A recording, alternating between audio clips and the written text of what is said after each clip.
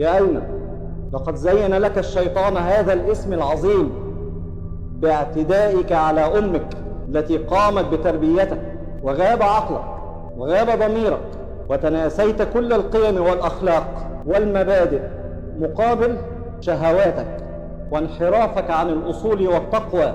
فهل جزاء الإحسان إلا الإحسان؟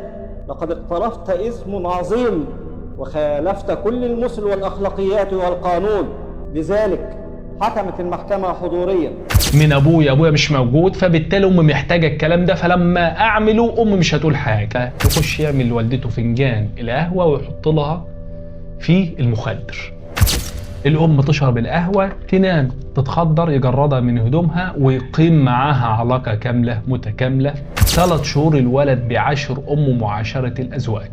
راح طلع على السرير مجرد والدته من هدومها، وبعد كده ابتدى يعاشرها وهي سايبه نفسها لحد ما فتحت لقته في علاقه كامله معاها كانه زوجها.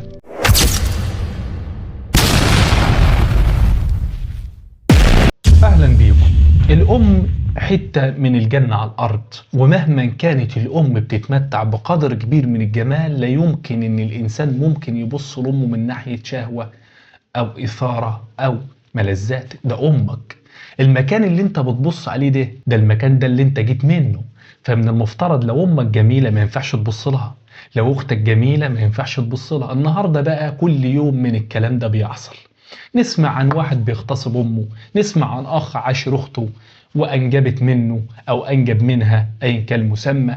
بنسمع كل يوم على كلام او بعض القضايا لو جت في الدراما هنقول من وحي خيال مؤلف. قضيتنا النهارده او جريمه النهارده اعزائي المشاهدين اسره راقيه، يعني متعلمين مثقفين.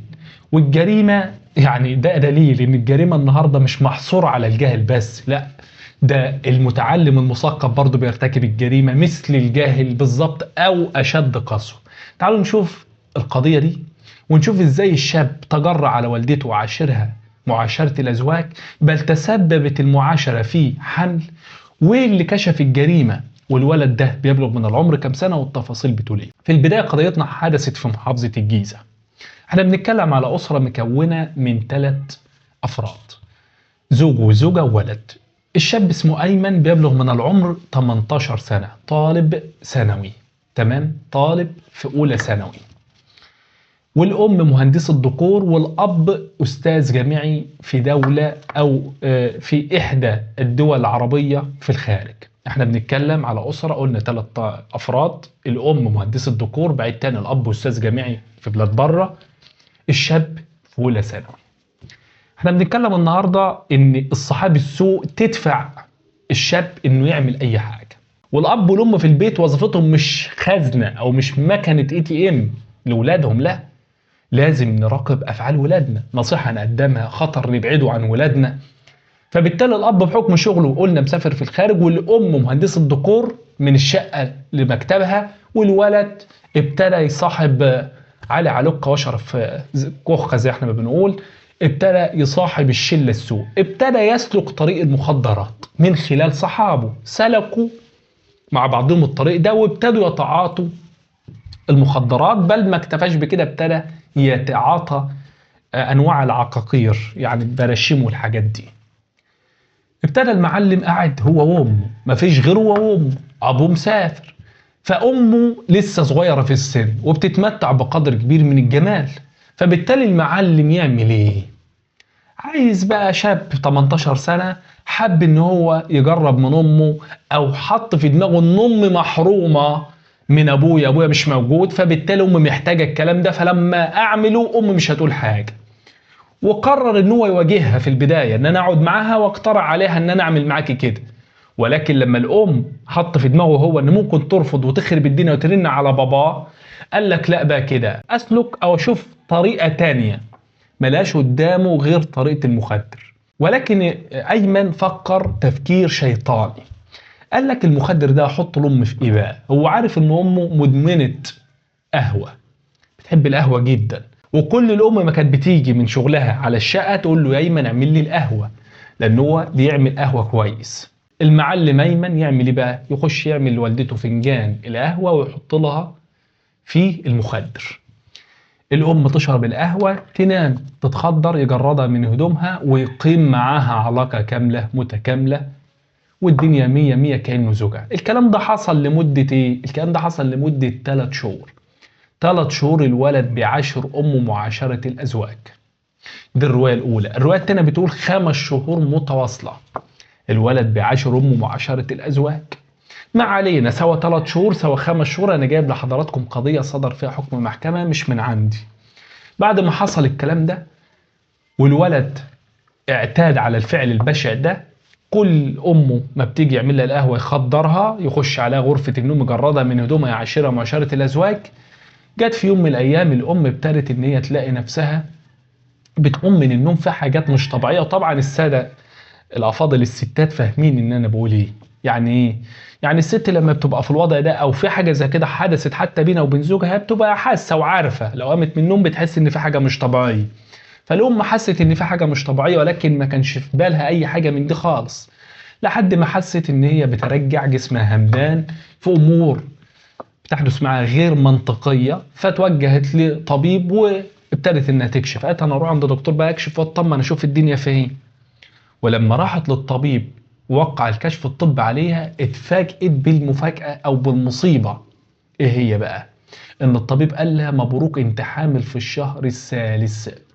حامل إيه يا دكتور؟ قال لها أنت حامل في الشهر الثالث. قالت له أنا؟ قال لها أيوه أنتم أمال مين؟ قالت له ده أنا جوزي بقاله 2 سنين في بلاد بره. حامل من مين؟ وما معيش غير ابني. قال لها والله ده موضوعك أنت يا ست الكل تروح تشوفيه، أنا بقول لك اللي قدامي في الكشف. الام هنا لا حول لها ولا قوه، الباشمهندسه مش متخيله ازاي وكيف وعمل ايه ومين اللي عمل واعمل ايه واتصرف ازاي، لدرجه ان هي وهي في الطريق بتفكر مين اللي عمل كده. يعني هي ما لقيتش قدامها اي اصل هتروح فين؟ شغلها معروف، هي بتنام في الشغل والشقه اللي بتنام فيها وما فيش في الشقه غير ابنها وجوزها مسافر، فكده كل الحسابات ما فيش غير ابني، مع انها ما كانتش يعني بتشك بنسبة 1%. فابتدت بقى تفكر لحد ما قالت انا فعلا بنام بقوم بلاقي في حاجات مش طبيعية. فابتدت ان هي تقول لأيمن يا أيمن اعمل لي القهوة زي كل مرة. وبالفعل الولد عمل لأمه القهوة وحط لها المخدر في القهوة والدنيا 100 100. وخدت القهوة ودخلت على غرفة النوم، حطت فنجان القهوة تحت السرير وعملت نفسها انها شربت القهوة. ده القضية دي او التفاصيل دي مش من وحي خيال يا جماعة، دي قضية صدر فيها حكم محكمة. بعد كده عملت نفسها ان هي نامت وراحت نايمة على السرير. يعمل ايه المعلم ايمن؟ راح طلع على السرير مجرد والدته من هدومها، وبعد كده ابتدى يعاشرها وهي سايبة نفسها لحد ما فتحت لقته في علاقة كاملة معاها كأنه زوجها. قالت له خلص براحتك يا حبيب، خلص اللي انت بتعمله. خلته خلص وعمل اللي عمله، وبعد كده قامت اتشطفت وغيرت هدومها وقالت له ما حبتش تظهر قدامه اي حاجه، وطلعت بكل بساطه بالفور على قسم شرطه الجيزه واتهمت ابنها انه بيعاشرها معاشره الازواج، واتهمت انه تسبب لها في حمل كمان. ده بلاغ مهم جدا لرئيس المباحث. بالفور انتقلت قوة أمنية من رجال المباحث على رئاستهم السيد رئيس المباحث لمحل الواقعة. تم ضبط المتهم بتدريج الخناج عليه، اعترف اعترافات تفصيلية وقال أيوه أنا ما اعرفش كنت بعمل كده إزاي، كنت بتعاطى المخدرات وأمي جميلة وأبويا مش موجود، فحسيت إن أمي محرومة من العلاقات الجنسية وكده، فقلت أنا أكون مكان أبويا.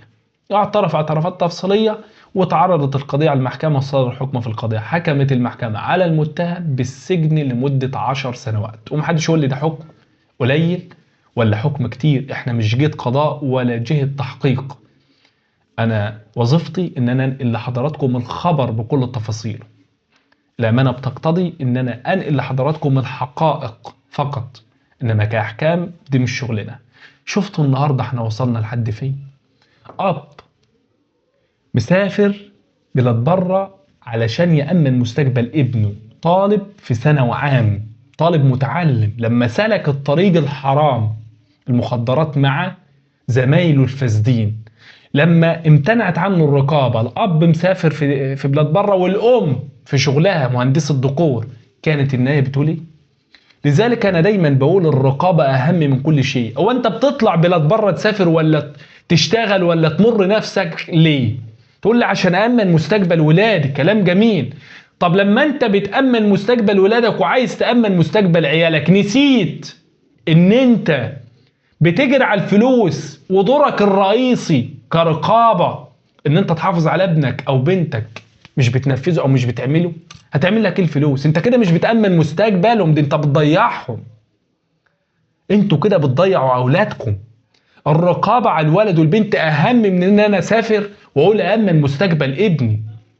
لان العيل في التوقيت ده سهل جدا انه يسلك اي طريق غير مشروع، سهل جدا انه يتبع الصحاب السوء.